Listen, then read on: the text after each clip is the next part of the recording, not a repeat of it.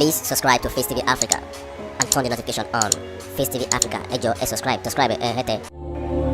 Face TV Muswobi. Mo mà kí onílé mo kálejò, mo kí lọ́kùnrin bẹ́ẹ̀ ni mo kí lóbìnrin. Wọ́n ní kíkí mi ti máa ń pọ̀ jù. Ó dà, mo kí gbogbo ilé pátápátá. Mo kí yín kú déédé àsìkò tí a wà yìí. Mo kí gbogbo ẹ̀yin ọmọ Nàìjíríà káàkiri gbogbo ayé. Ojú tẹ́ fi ń wò mí ò ní fọ́ o, etí tẹ́ sì fi ń gbọ́ mi ò ní di. Ṣé ẹ kú ilé là ń kó nílé? Ẹ káàbọ̀ náà là ń kérú ọ̀nà.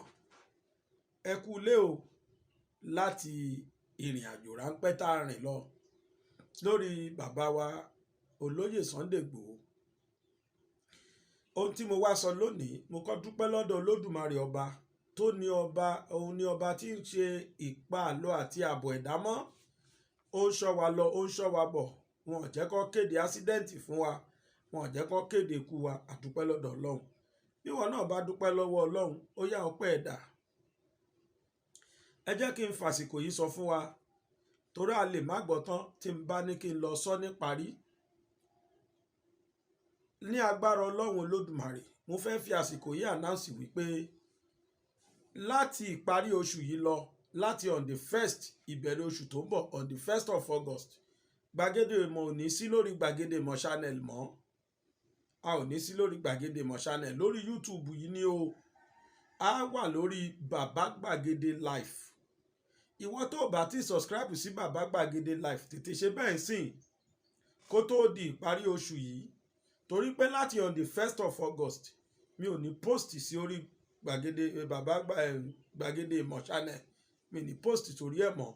Orí Bàbá Gbàgede Life la máa post sí. Ní agbára Ọlọ́run, tí ẹ bá wo inú comment, ẹ rí link yẹn níbẹ̀.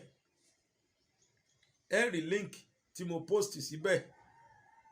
Ẹ tẹ link yẹn, á gbé yín lọ sínú Bàbá Gbàgede Life. Kẹ́ ẹ lọ subscribe síbẹ̀. Kẹ́ ẹ dẹ̀ tẹ notification bell bẹ́ẹ̀ ti ṣe nínú Gbàgede Ìmọ̀ yìí. Tẹ́ bá ṣe bẹ́ẹ̀ tí n bá bẹ̀rẹ̀ fully lórí Gbàgede Ìmọ̀, Bàbá Gbàgede Life, ẹ máa rí gbogbo àwọn fídíòs wa wò. Lẹ́ẹ̀kan sí, láti August 1st, ẹ ní rí Gbàgede Ìmọ̀ wò lórí Gbàgede Ìmọ̀ channel mọ́. A máa mú fúkó ń bẹ̀ lọ sórí Bàbá Gbàgede Life. Torí ẹ lọ ṣe ní tó yẹ kẹ́ ẹ ṣe sí Bàbá Gbàgede Life. Now lónìí, bá a ti ṣe ń bọ̀ lánàá, ó ní kọ́ọ̀lù kan wọlé. Mo sì gbé kọ́ọ̀lù yẹn, a ti dé mile 2 ní kọ́ọ̀lù yẹn wọlé, mo sì gbé. Tọ̀hún wá ń pè mí tẹkuntẹkun pàápàá. Kí ló ṣẹlẹ̀ mọ́mì? Kọ́ọ̀lù yẹn jẹ́ kọ́ọ̀lù Amẹ́ríkà. Wọ́n láwọn sẹ́ndì fídíò kan sí WhatsApp mi sìn pé kí n lọ wò ó. Wọ́n ní ìkan nínú àwọn agbẹjọ́rò olóyè Sunday Igboho, ó ní BBC ni wọ́n interview pé àwọn nǹkan tó tún sọ tún bà wọ́n lẹ́rù. Wípé ó tún sọ pé òfin tuntun, ó ní allegation tuntun náà ṣẹ̀ṣẹ̀ tún level against olóyè Igboho. Mo ní mo ti gbọ́. Èyí tí mò ń sọ yìí, ó ti ń lọ bí after bóyá bí tó 10 kí n tó dé ìletò mi tí mo wà yìí lánàá. Ó tó bí 11:30 kí n tó wọlé. Nígbà tí mo wọlé ó ti rẹ̀ mí, mo sá rest. Ìgbà tó wá di àárọ̀ yìí, mo wá wo fídíò yẹn. Èmi o, mo kọ̀ láti gba nǹkan tí adájọ́ yẹn sọ, tí olùgbẹ́jọ́ yẹn, lọ́ọ̀yà yẹn tó sọ wípé ẹjọ́ tuntun, ẹ̀sùn tuntun tí wọ́n tún ṣẹ̀ṣẹ̀ fi kan olóyè Igboho nìyí. Mi ò gbọ́, mi ò gbà. Ìdí rèé o. Àkọ́kọ́ ẹ̀sùn yẹn ni pé wọ́n ní illegal immigrant olóyè Igboho ní ìlú Benin Republic. Mo wá rò lọ́kàn mi pé illegal immigrant bíi ti báwo? Kò yé mi. Illegal immigrant bíi ti báwo? Kódà lára international passport Nàìjíríà, West African country náà kọ international passport rẹ̀. ECOWAS passport nísìn kì í ṣe Nigerian passport mọ́. Ó ní wọ́n kọ yìí. Economic Community of West African States ECOWAS. International passport ń sọ fún mi pé anywhere in ECOWAS country in West African countries passport mi wọbẹ̀ láì gba visa. Ìyẹn ni pé báwa ṣe lọ sí Benin lánàá sí tá a gba visa illegal immigrant ni wá ń bẹ̀ àbí torí kò yé mi nǹkan tí wọ́n sọ àwa ń lọ à ń wọlé à ń jáde àwọn èèyàn kó wa kan tó sì wà ń bẹ̀ ṣé illegal immigrant ni wọ́n ń bẹ̀ ọ̀rọ̀ àkọ́kọ́ nìyẹn o tí ò yé mi illegal bíi ti báwo ṣé is there any document tó yẹ kó lóye gbà kó tó wọlé ni tí ò gbà torí kò yé mi fine ẹ ti sọ fún wa nísìnyí àti gbọ́ pé kì í ṣe international passport ìlú yín lẹ bá lọ́wọ́ ẹ̀ mọ́ ìtakọ̀gbọ́ nìyẹn dẹ̀ ti revoke ẹ ti sọ pé rárá kì í ṣe bẹ́ẹ̀ ẹ ní Nigerian passport ti ẹ̀ gangan lẹ bá lọ́wọ́ ẹ̀ fine sóbò ni illegal immigrant tó ti wá ń bọ̀ kò yé mi case number 1 case number 2 ni pé wọ́n ní pé ó ń kàn sí violence nílùú àwọn how kò yé mi o kéèsì kejì yẹn ò yé mi because if an immigrant could just walk and exit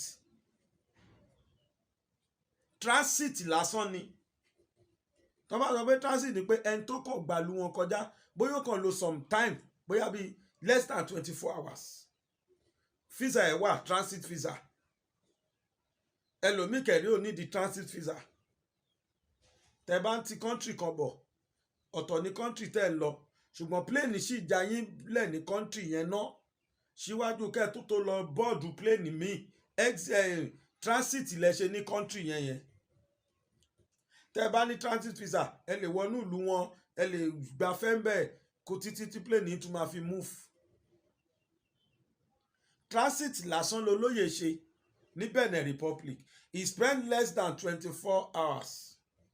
If someone could spend less than 24 hours in a country, how can you charge the person fún asin àbí violence instigation of violence nínú ìlú yẹn àwa mòfin àfi tó bá jẹ́ pé the same law tèmi mọ́kàn mi ń ṣe lawyer but I have romance with law. If someone could just gbogbo ìtọ́lóyè lónìí Benin Republic kò tó 24 hours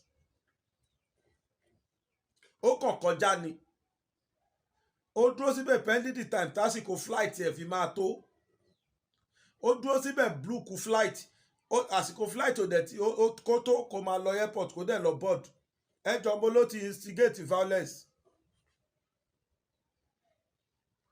to me gbogbo àwọn allegation yẹn irọ́ ni frivolous allegations ni mo kà sí.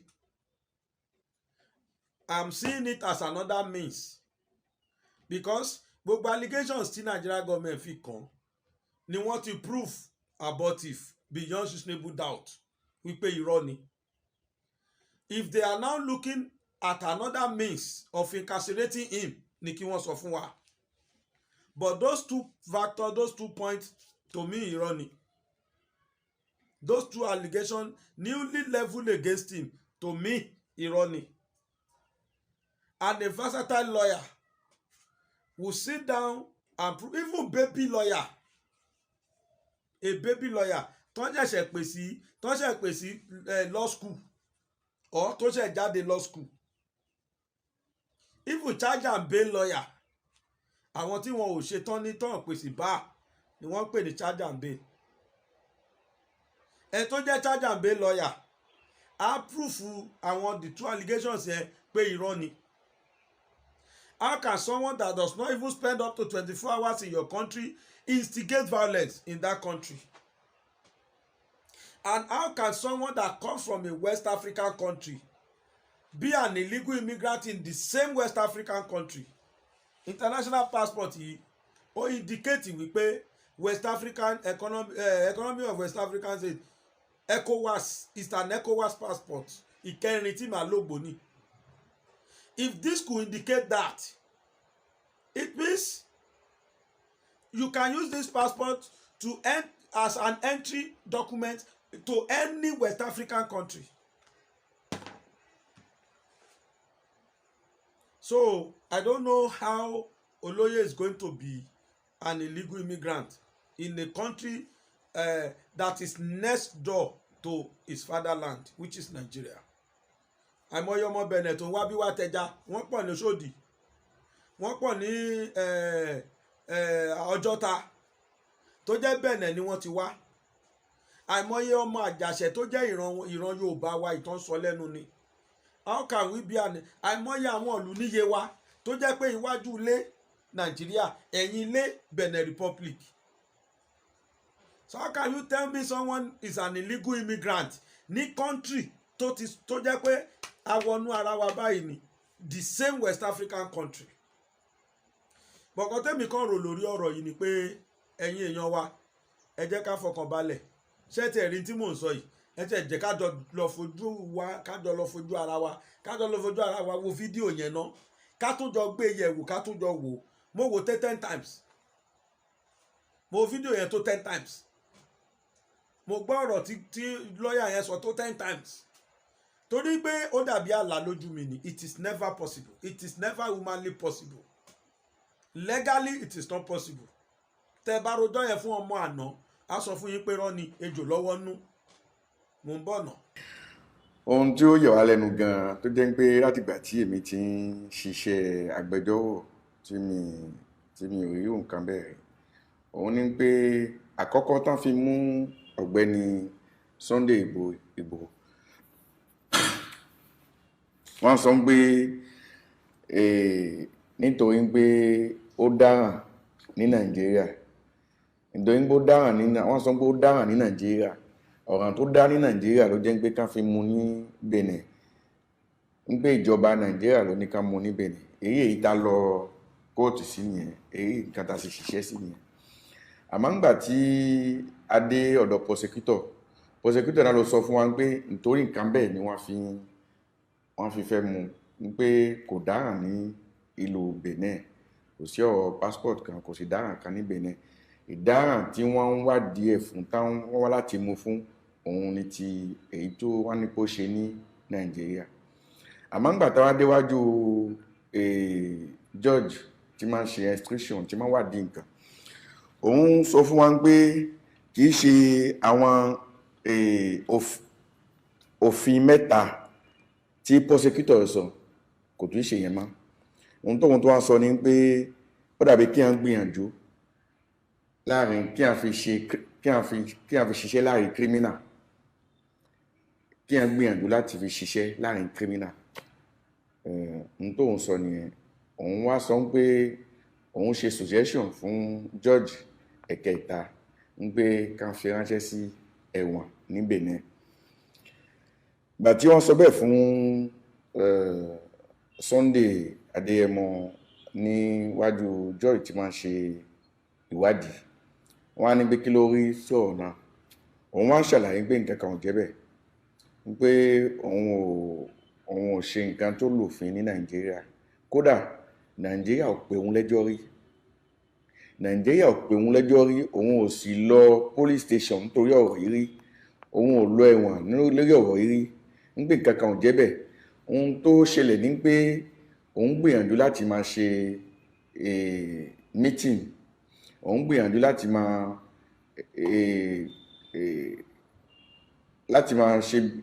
máa ran ìjọ Yorùbá lọ́wọ́ fún gbogbo nǹkan tí ṣẹ̀ láàrin àwọn Yorùbá àti àwọn Fúlàní. Ń pé gayin tóun ṣe ló jẹ́ pé kí ìjọba tó wà ní Nàìjíríà kó wà lẹ́yìn òun láti fẹ́ kó fẹ́ pa òun.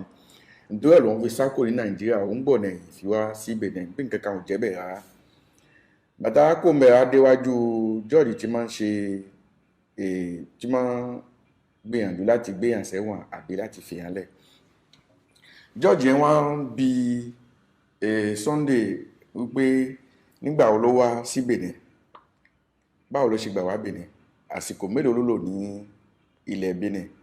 Wọ́n á ṣàlàyé fún wa pé òun kò ní Nàìjíríà ní Sunday, lòun wá Benin ní òun bọ́ sí Benin ní Monday. Alẹ́ Monday yẹn lòun gbìyànjú láti lọ gba tíkẹ́ẹ̀tì àti lọ Germany. George yẹn wá bí ń pé òun ilé ta ló gbé, kí ló ṣe, ta ló gbé lọ airport ń pé kí ni nǹkan tó tẹ̀ ṣe. George yẹn wá fi hàn pé láàrin kò tẹ̀ pé ọjọ́ kan tó lò ní Benin ń pé kí ló ṣe, wá ṣàlàyé gbogbo ohun tó ṣe. George yẹn wá sọ pé òun rí àrídájú pé ó gbìyànjú láti parapọ̀ pẹ̀lú àwọn tí máa ṣe jàǹbá tó fi ṣe jàǹbá nílẹ̀ Benin. Ohun tó yà wá lẹ́nu ní pé George yẹn ohun tó karama gidi ni pé kì í ṣe nǹkan tó ṣe ní Nàìjíríà òun náà fi mú. Ǹjẹ́ ọ̀mí yẹ yìí kò tún ṣe ohun tó ṣe ní Nàìjíríà náà fi mú, kì í ṣe ń gbóòrò òfin Nàìjíríà náà fi mú. Ohun tá fi mú nísìnyí tó jẹ́ pé tuntun nǹkan tí òun tún sọ ní pé orílẹ̀ Benin gidigidi gan-an lòun rí pé ó lòfin náà fi mú. Nítorí pé ó lòfin tá fi mú ní Benin, nílẹ̀ Benin, lòun wá sọ pé káwọn fi wádìí, nígbà tí àwọn fi máa wádìí bó ṣe gbà ṣe bẹ́ẹ̀ pẹ̀lú tani àti tani níbo, lòun ní pé kó lọ ẹ̀wọ̀n náà. jẹ́ gbọ́ kò ṣe gbọ́ létí. Lọ́yà yẹn náà sọ ń bẹ̀ pé in his entire legal life, in his entire practitioning, òun ò gbọ́ rí látijọ́ tó ti pè sí bá irú ò tí ì ṣẹlẹ̀ rí. Èmi kàn fẹ́ sọ fún wa pé gbogbo ẹ jẹ́ ká ṣe báyìí. Lọ́yà kan lórí ọ̀rọ̀ yìí, lọ́yà kan náà sọ̀rọ̀. Mo fẹ́ ká gbọ́ nǹkan tí lọ́yà yẹn náà sọ. Lọ́yà ni lóòótọ́ ìmúra òjò ti lọ́yà, appearance òjòbọ̀ is a versatile lawyer. Tó bá sọ pé èèyàn kan versatile lawyer, ẹni tó gbónú nínú àwọn olùgbẹ́jọ́ tàbí nínú àwọn adájọ́ ò ní wọ́n pè bẹ́ẹ̀. Mò ń padà bọ̀ náà. Any Nigerian who is still hanging around waiting for 2023 to change Nigeria is a fool. Line 20 Daily Faro team me up and ask them to become president of Nigeria. 20 of me, 20.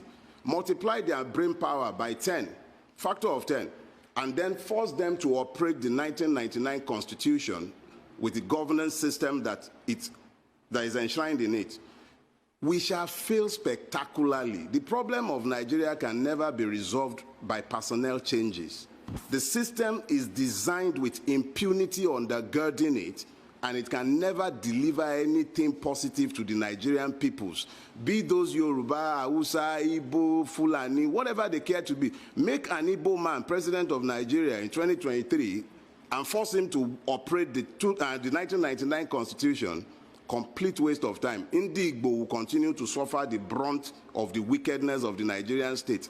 Every Nigerian is rendered stateless by the 1999 Constitution. It is an iniquitous, wicked, and evil document. It has nothing good for the Nigerian people.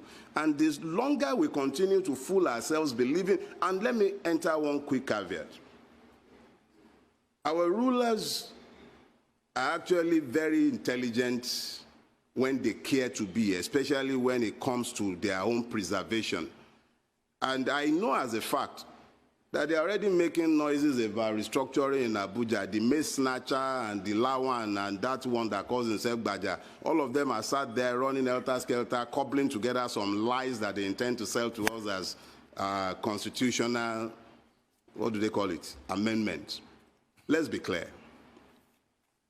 You cannot continue to build on top of lies. You can't sustain that lie.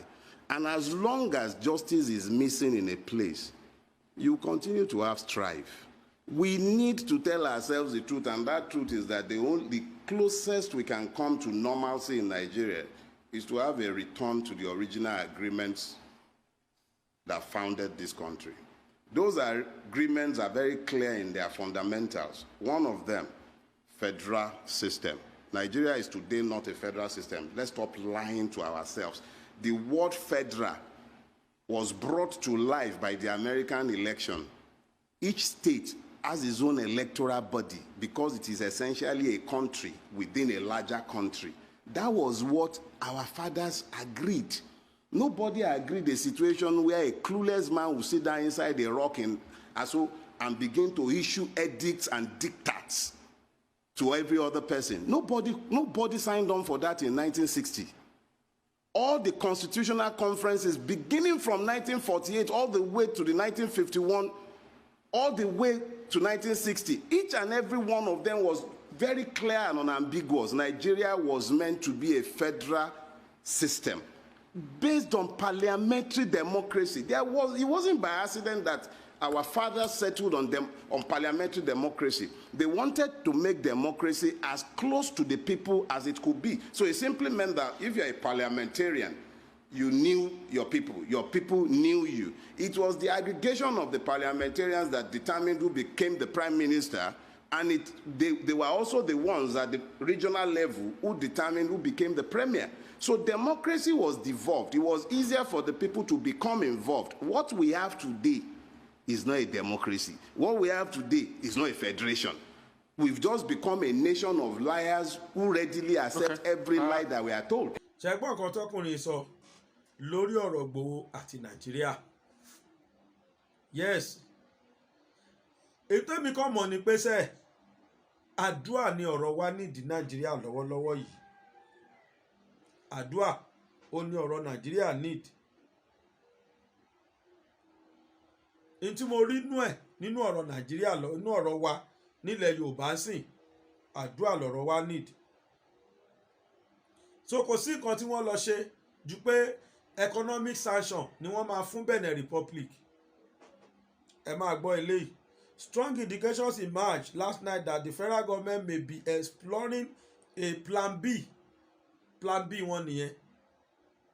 Over the resumed trial of the Yoruba Nation agitator Sunday Adeyemo, also known as Sunday Igboho, following the unconfirmed report on whether the Benin Republic authorities may be willing to allow the activists extradited to Nigeria to face alleged criminal charges, having been declared wanted by the Department of State Services (DSS).